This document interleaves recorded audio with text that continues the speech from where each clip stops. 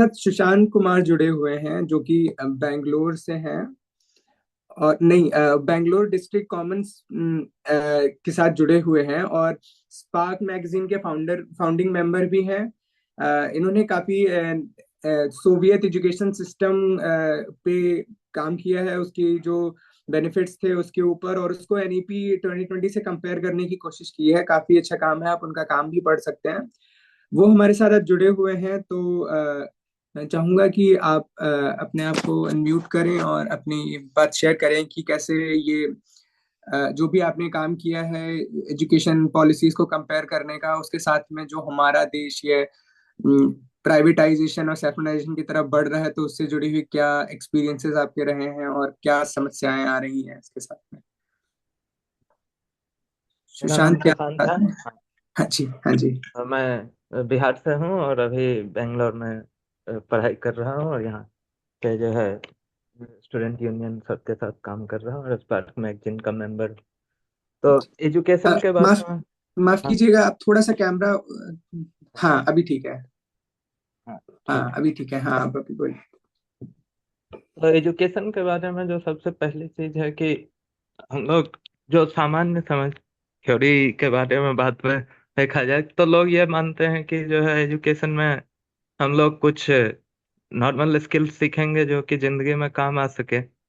Higher education तक जाते हुए जो हम लोग एक दुनिया को देखने का आइडिया डेवलप करेंगे, हमारी एक वर्ल्ड व्यू होगी जिससे कि हम अपने समाज को, देश को समझ सकते हैं और उसका उपयोग जो है यहाँ की समस्याओं को समझने और उसको ठीक करने में कर सकते हैं। लेकिन क्या हमारा एजुकेशन सिस्टम सही में ये दे पा रहा है? तो जहाँ तक कि सवाल एजुकेशन सिस्टम का है, तो ये एनईपी से पहले भी जो है ये प्रॉब्लम रहा है कि एजुकेशन सिस्टम में बहुत सारी लिमिटेशंस रही हैं, और जो है एनईपी इस सारे प्रॉब्लम्स को और ज़्यादा बढ़ाने वाला है। तो हम लोग जो है ये देख सकते हैं कि क्या प्रॉब्लम्स, बेसिक प्रॉब्लम्स एजुकेशन की रही हैं, और जो है कैसे एनईपी बढ़ाएगा, और सोवियत यूनियन के एजुकेशन मॉडल से हम लोग क्या सीख सकते हैं। तो जब से जो सबसे पहली चीज है, तो यहाँ अभी मैं कर्नाटका में हूँ, तो यहाँ के एक एग्जाम्पल से शुरू करता हूँ। अभी कर्नाटका का जो है स्कूल रिजल्ट पिछले साल का आया, मई 24 में, बोर्ड एग्जाम्स के। तो इसमें जो है 73.4%, 73.4% स्टूडेंट ही केवल पास कर पाए। और जो है ये पिछले साल के कंपैरिजन में ऑलमोस्ट 11%, 10.49% का ड्रॉप था। और इस 73.40% में भी ऑलमोस्ट 10 to 20% स्टूडेंट जो हैं उनको ग्रेस मार्क दिया गया पास करने के लिए। तो इससे पहली चीज जो सामने आती है कि स्टूडेंट जो स्कूल जा भी रहे हैं तो वो ऐसा सीख नहीं पा रहे कि वो एग्जाम में पास कर पाए। तो अब इसके कारण में अगर हम जाए तो हम देख सकते हैं कि कर्नाटका में जो है स्कूल टीचर्स की जो है बहुत ज़्यादा कमी रही है। स्कूल में जो है सिर्फ बेंगलोर में देखें तो यहाँ पे जो है 4,076, 4,076 स्कूल्स हैं, गवर्नमेंट एडेड, गवर्नमेंट स्कूल्स, और एडेड 571, जिसमें कि जो है more than 25% teacher seat vacant है।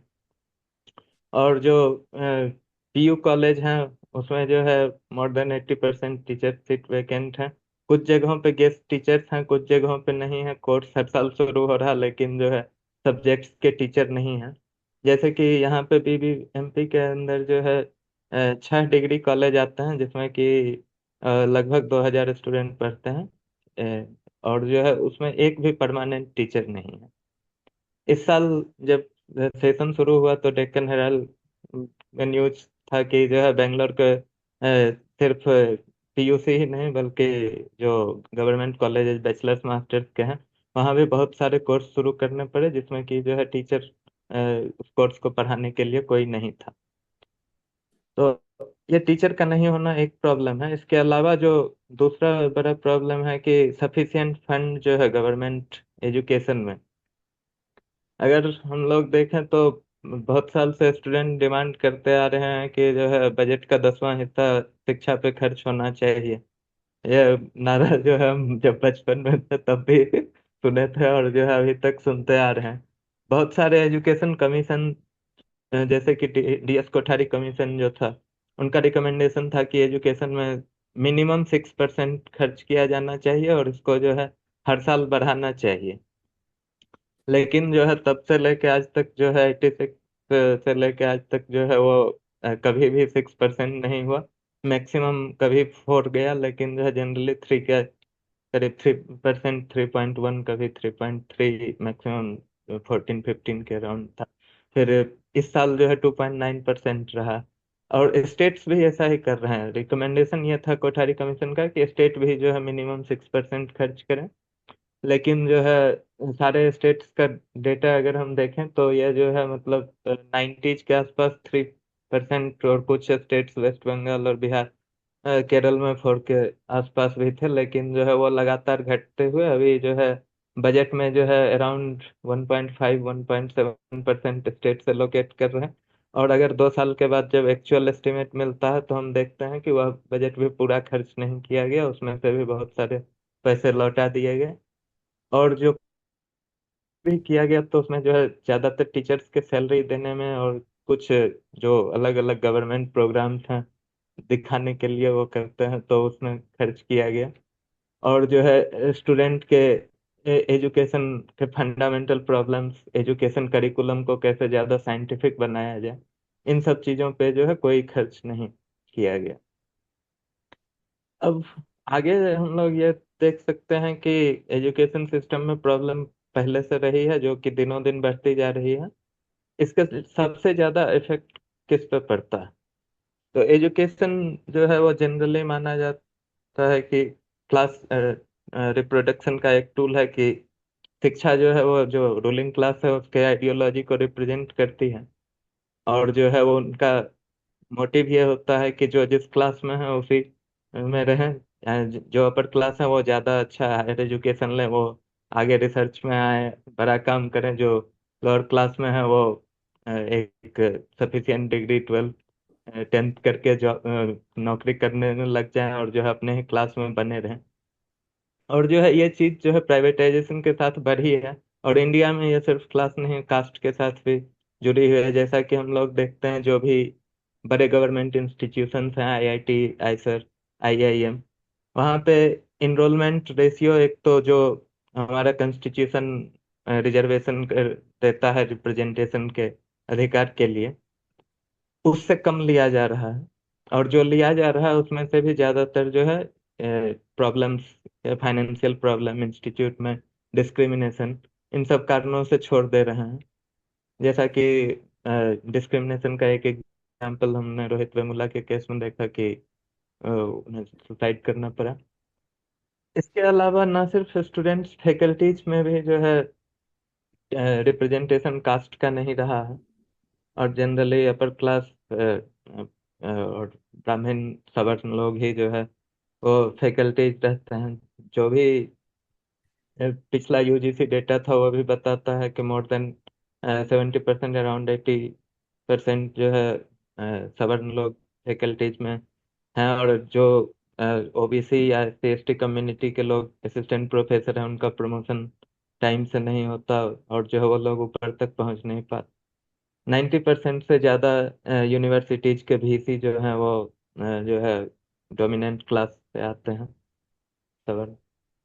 इसके अलावा जो एजुकेशन सिस्टम में एक और प्रॉब्लम जो दिनों दिन बढ़ता जा रहा है कि कैंपस डेमोक्रेसी जो है वो लगातार घटते जा रहा है। हम लोग देख सकते हैं कि जो है ज्यादातर इंस्टीट्यूट जो भी है वहाँ आईआईटी, आईआईएम, आईसर, वहाँ स्टूडेंट यूनियंस नहीं होते। गवर्नमेंट यूनिवर्सिटीज में भी बहुत सारे जगहों पे स्टूडेंट यूनियन बैन है।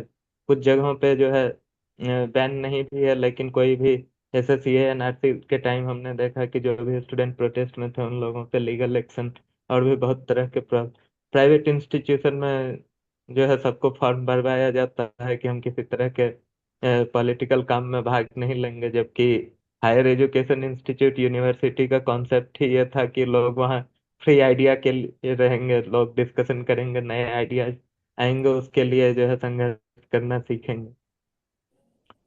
तो अब ये सारे प्रॉब्लम्स जो भी रिप्रेजेंटेशन का हो या इंफ्रास्ट्रक्चर का हो, टीचर की कमी का हो, फंडिंग की कमी का हो, यह हमारे एजुकेशन हमारे एजुकेशन सिस्टम ये सारे प्रॉब्लम्स हमारे एजुकेशन सिस्टम में हैं। तो जो है इसके पीछे का कारण क्या है? हमारा एजुकेशन पॉलिसी क्या सही में हमारे देश में डिसाइड हो रहा है? स्टूडेंट के रूप में हम भाग नहीं ले रहे, लेकिन क्या जो हम लोग का एजुकेशन पॉलिसी जो है स्वतंत्रता से अगर सरकार ही रिप्रेजेंटेशन कर रही है वो डिसाइड कर रही। लेकिन ऐसा देखने से नहीं लगता, क्योंकि जो है आंकड़ों से पता चलता है कि इंडिया में प्राइवेटाइजेशन की शुरुआत बड़े पैमाने पे की गई ग्लोबलाइजेशन के साथ। हाँ, शायद कोई ग्लोबलाइज ओके। शायद कोई अनम्यूट हो गया है। अच्छा, कोई हाँ, बात अब आप जारी हाँ कीजिए ये बात। जी। ग्लोबलाइजेशन के साथ प्राइवेटाइजेशन की शुरुआत हुई, और जैसे ये प्राइवेटाइजेशन के बाद जो है इसको डब्ल्यूटीओ के रूल के तहत लाया गया कि जो है एजुकेशन जो है अब वो जो है मेरिट गुड नहीं है, कि जो है ऐसी चीज नहीं है जिससे कि देश को फायदा होगा और सरकार उसके लिए खर्च करे, जैसे कि होना चाहिए शिक्षा, स्वास्थ्य और जो भी मूलभूत जरूरतें हैं। उसके जगह ये कहा गया कि एजुकेशन एक कमोडिटी है जिससे लोग लाभ कमाते हैं, तो जो है प्रॉफिट के लिए जो इन्वेस्ट करना चाहे वो इन्वेस्ट करें और पैसा कमाएं, और जिसको एजुकेशन चाहिए, अच्छी एजुकेशन, वो पैसा दें और लें। तो इस तरह से प्राइवेटाइजेशन जो है ग्लोबलाइजेशन के साथ बढ़ना शुरू हुआ, और जो है इसके कारण जो भी मार्जिनलाइज्ड कम्युनिटी से स्टूडेंट रहे हैं, महिलाएं रही हैं, उन लोगों को लगातार जो है शिक्षा से बेदखल ये वाला होना इतना पड़ा। शायद मतलब रीडिंग रेफर करके नहीं होगा। अब हम लोग आगे देख सकते हैं कि न्यू ये जो नेशनल एजुकेशन पॉलिसी एनईपी है, ये कैसे इन सब चीजों को बढ़ाता है। तो एनईपी में सबसे पहला जो प्रॉब्लम है कि एनईपी में कहीं भी जो है राइट टू एजुकेशन की बात नहीं की गई है, जो कि लोगों को इतना संघर्ष से मिला था। एनईपी में प्राइवेटाइजेशन को बढ़ावा देने की बात कही गई है, और कहा गया है कि एजुकेशन जो है वो एजुकेशनल प्राइवेट इंस्टीट्यूशन में प्राइवेटाइजेशन को बढ़ाया जाए, और जो है वो एक प्रॉफिटेबल बिजनेस के तौर पे जो है जो लोग इन्वेस्ट करना चाहें वो करें। कोई अपर कैप नहीं रखा गया है फीस के बारे में। गवर्नमेंट इंस्टीट्यूशंस जो है, पहले तो स्कूल जो है उनका मर्जर किया जा रहा, बंद किया जा रहा, जबकि स्कूल का कॉन्सेप्ट यह रहा है कि जो है स्कूल लोगों तक पहुंचना चाहिए। अगर जो है कहीं जो है जो पिछड़े इलाके हैं वहाँ बहुत सारे छोटे छोटे गांव दूर दूर बसे हुए हैं, तो ऐसा सबके पास स्कूल होना चाहिए कि एक निश्चित दूरी पे जो है लोग है वहाँ जाके शिक्षा प्राप्त कर सके। लेकिन अभी जो है नंबर्स के आधार पे कि स्कूल में अगर जो है 50 से कम स्टूडेंट है, 100 से कम है, ये करके जो है बंद कर दिया जा रहा है। बहुत सारे स्कूलों को मर्ज कर दिया जा रहा है, जिसके कारण कि लोगों को जो है 10 किलोमीटर जो है स्कूल के लिए बच्चों को जाना पड़ रहा है। तो जो है ये जो है पहले तो मार्जिनलाइज्ड कम्युनिटी जो गांव में रह रहे हैं उन लोगों को शिक्षा से दूर करता है।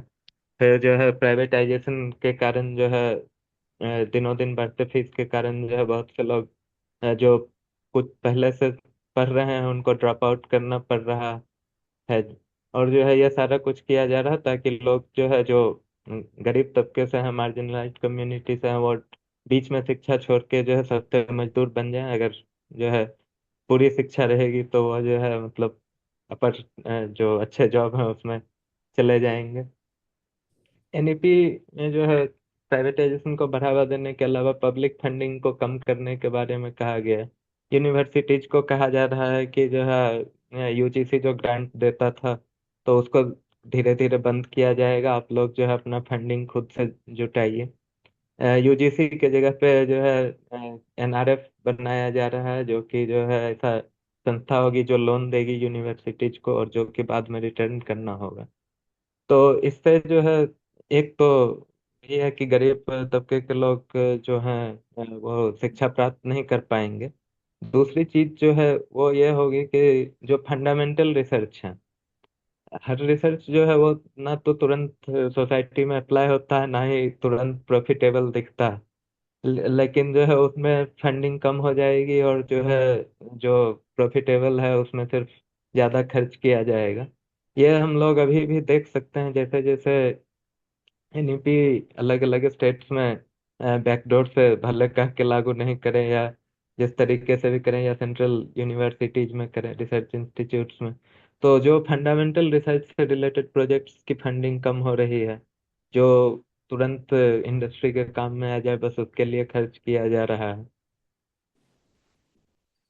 इसके अलावा जो है एनईपी जो है उसमें ऑनलाइन एजुकेशन पे बहुत जोर दिया गया है, जबकि एजुकेशन, ऑनलाइन एजुकेशन जो है वो सबके लिए अवेलेबल भी नहीं है, और ना ही एजुकेशन के थ्योरी के हिसाब से जो है मतलब इंटरेक्शन टीचर के साथ होना सीखने के ना सिर्फ टीचर दूसरे स्टूडेंट्स के साथ होना वो सीखने के लिए जरूरी। तो इस सब के बारे में जो है कोई बात एनईपी के बारे में कहा गया कि नहीं, ऑनलाइन एजुकेशन को बढ़ावा देना है, और इससे फैकल्टी पोजीशंस भी कम होंगे, ये भी हम लोग देख सकते हैं। इसके अलावा जो है एनईपी में वोकेशनल कोर्सेज पर बहुत जोर दिया गया है, जबकि इसके लिए जो है कोई सफिशिएंट इंफ्रास्ट्रक्चर नहीं रहा। हम लोग जहाँ बिहार में स्कूल एजुकेशन में कभी लैब नहीं देखे, वहाँ पे जो है स्कूल में वोकेशनल एजुकेशन देने की बात की जा रही। तो ये जो है निश्चित रूप से जो कास्ट बेस्ड ऑक्यूपेशन को बढ़ावा देगा, ना कि जो है मतलब कि लर्निंग स्किल को जो आगे जाके आप कुछ यूज कर सकें। तो वोकेशनल एजुकेशन में जो ये कास्ट बेस्ड ऑक्यूपेशन को बढ़ावा दिया जा रहा है, ये फिर से जो है वर्ण व्यवस्था को लाने के जैसा है। इसके अलावा हम लोग एनईपी का जो एक और बड़ा प्रॉब्लम देखते हैं कि जो है ये ना सिर्फ जो है प्राइवेटाइजेशन को बढ़ावा दे रहा है, ये सेक्शनाइजेशन को भी बढ़ावा देता है। कि बहुत सारे सेंट्रल यूनिवर्सिटीज में कहा जा रहा है, रिसर्च में टॉपिक्स जो है वो वेद उपनिषद उससे रिलेटेड जो है दिया जा रहा है, उनको बढ़ावा दिया जा रहा है, उसके लिए फंड दिया जा रहा है। कि रामायण महाभारत पे रिसर्च करो, वेदों पे करो, एस्ट्रोलॉजी पे करो, जबकि जो बेसिक साइंसेज, सोशल साइंसेज हैं, उनमें फंडिंग कम की जा रही है। हम इसके बाद हिंदू धर्म से जो भी रिलेटेड आइडियाज हैं उनको बढ़ावा दिया जा रहा है, और धर्मों को जो है नेग्लेक्ट किया जा रहा है। लैंग्वेज के रूप में जो है संस्कृत और हिंदी को बढ़ाया जा रहा है, जो कि नॉन हिंदी स्पीकिंग स्टेट्स के लिए बड़ा प्रॉब्लम है। और संस्कृत कोई ऐसी भी भाषा नहीं है कि उसको पढ़ के हमें कहीं जॉब, फिर यही गवर्नमेंट जॉब के लिए जो है हमको इंग्लिश में एग्जाम लेगी, बोलेगी अंग्रेजी आना चाहिए। तो ये सर एनईपी के कुछ बेसिक प्रॉब्लम्स हैं। इसके अलावा एक और जो बहुत बड़ा प्रॉब्लम है कि स्टेट्स की ऑटोनॉमी, ये जो है एजुकेशन जो है वो स्टेट्स और सेंट्रल दोनों गवर्नमेंट के हिस्से में आता है ऐसा। लेकिन एनईपी जो है सेंट्रल गवर्नमेंट को बहुत ज़्यादा पावर देती है, और स्टेट्स के दखल को कम करती है, सिलेबस बनाने में हो या जो है रेगुलेशन में हो। तो इसके कारण जो है डाइवर्स आइडियाज जो है उनका जगह कम होगा, और जो है एक सेंट्रल आइडिया जो है उसको बढ़ावा मिलेगा। तो एनईपी के ये बेसिक प्रॉब्लम्स, जो हमारे एजुकेशन सिस्टम के बेसिक प्रॉब्लम्स थे, उसको इस तरह से बढ़ाने वाली है। इसके अलावा जो है अगर एजुकेशन पॉलिसी बनाना हो तो हम लोग सोवियत यूनियन से क्या सीख सकते हैं, इस पर थोड़ा सा 1-2 मिनट बोलना। तो जी। सोवियत एजुकेशन है वो एक ऐसा मॉडल था जो कि जो है एक रिवॉल्यूशन के बाद आया, और सही में जो है एजुकेशन पे बहुत सारे रिसर्च में, बहुत सारे जगह, बहुत सारे एजुकेशनलिस्टों ने स्कूल की स्थापना की, और जो है अलग तरह के प्रयोग किए जो कि सीखने लायक हैं। लेकिन सोवियत एजुकेशन की खासियत यह है कि यह सिर्फ किसी एक क्षेत्र में या किसी एक इंस्टीट्यूट के लिए नहीं था, ये पूरे एक बहुत बड़े देश, जो कि एक मल्टीनेशनल कंट्री था, एक नेशनलिटी नहीं थी, डाइवर्सिटी थी, 100 से ज्यादा नेशनलिटी थे, लगभग जो है 100-200 तरह के भाषा बोलने वाले लोग थे। उन सब के लिए एजुकेशन को तो पहले रशियन रिवॉल्यूशन से पहले जो है जार के टाइम में, तो रूस में जो है 9 से 50 साल के बीच के 90% लोग जो है वो मतलब कि जो है हायर एजुकेशन तक नहीं, बस प्राइमरी एजुकेशन ला हुआ था, जिसमें कि 50% से ज्यादा लोग जो है इलिटरेट थे। उनको जो अदर नेशनलिटी लैंग्वेजेस थी उसमें से ज्यादातर जो है उन पर प्रतिबंध था, ना उसमें कोई लिटरेचर अवेलेबल था, ना अखबार निकल सकता था, ना जो है उसमें पढ़ाई होती थी। रशियन रिवॉल्यूशन के साथ जो चेंज आया, सबसे पहला चीज जो कहा गया कि एजुकेशन सबके लिए है, और ये सरकार की जिम्मेदारी है सबको। अगर हमें एक देश को बनाना है तो जो है उसके लिए जो है ऐसे लोग चाहिए जो सही में शिक्षित हों। तो इसके साथ सोवियत एजुकेशन की शुरुआत हुई। रिवॉल्यूशन के पहले साल के भीतर, जबकि गृह युद्ध चल रहा था, सिविल वार, स्कूलों की संख्या दोगुनी की गई।